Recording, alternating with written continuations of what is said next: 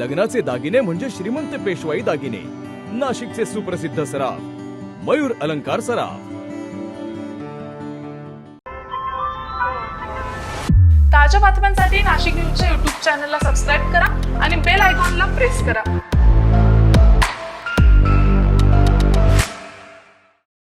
नाशिक जिल्ह्यातील मुंगसारे मातोरी येथे घडलेल्या कथित अत्याचार प्रकरणानंतर वातावरण चांगलंच तापलंय. शेतकरी महिला आणि शेतकऱ्यांवर अमानुष वागणूक झाल्याचा आरोप होत असून या विरोधात आता आंदोलक आक्रमक झाले आहेत. याच पार्श्वभूमीवर करण गायकर यांनी तीव्र प्रतिक्रिया दिली आहे. दिनांक 2 मे रोजी मुंगसारे मातोरी येथे घडलेल्या घटनेमुळे जिल्हाभर संतापाची लाट उसळली आहे. त्र्यंबकेश्वर इगतपुरी प्रांतातील अधिकारी पवन दत्ता यांच्यावर गंभीर आरोप करण्यात येत असून शेतकऱ्यांच्या घरात घुसून महिलांशी गैरवर्तन, मारहाण आणि सन्मानावर घाला घातल्याचा आरोप स्थानिकांकडून करण्यात येतोय.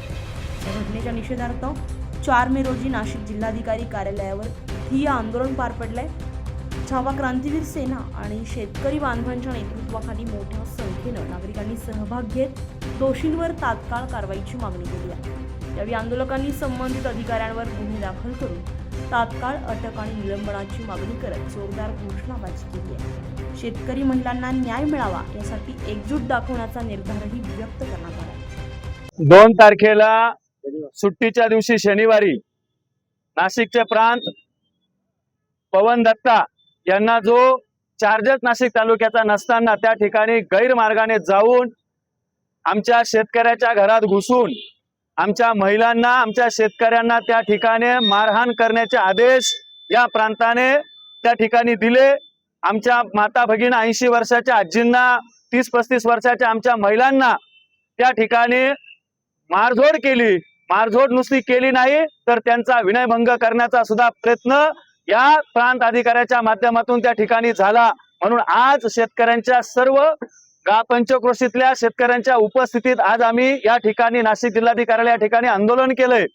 आम्ही नाशिकच्या जिल्हाधिकाऱ्यांना, या राज्याचे मुख्यमंत्री देवेंद्रजी फडणवीस, कुंभमेळा मंत्री गिरीश महाजन यांना विनंती केलेली आहे की या प्रांताचं तात्काळ निलंबन करून याच्यावर विनयभंगाचा आणि मारहाणीचा गुन्हा दाखल करून त्याच्यावर गुन्हा दाखल करून त्याला अटक करा. आणि त्याचबरोबर जे जबरदस्ती सक्तीच्या जे काही मोजण्या चालू आहेत, अरे कुंभमेळा कोणासाठी आहे तर कुंभमेळा आमच्यासाठी आहे.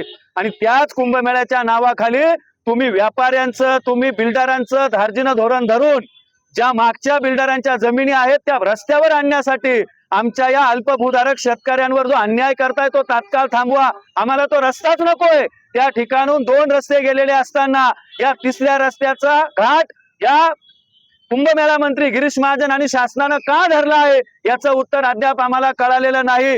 मी गिरीश भाऊ तुम्हाला या आंदोलनाच्या माध्यमातून पुन्हा एकदा विनंती करतो, नाशिक जिल्ह्यातल्या शेतकऱ्यांना तुम्ही मरणाच्या दारात पाठवू नका. कुंभमेळ्याच्या नावाखाली आमच्या शेतकऱ्यांचा अंत पाहू नका. जिल्हाधिकारी साहेब, आपण त्या ठिकाणी जबाबदार खुर्चीवर बसलात. आपण त्या ठिकाणी म्हटलं का फक्त मोजण्या केल्या म्हणून काही जमिनी आम्ही घेतल्या नाही. अरे तुमची पहिली पायरीच ती आहे आणि आमच्या जमिनी मोजायचा मग तुम्हाला कोणी अधिकार दिला का? तुम्हाला जमिनी घ्यायच्या नाही तर मग मोजण्या कशासाठी करताय?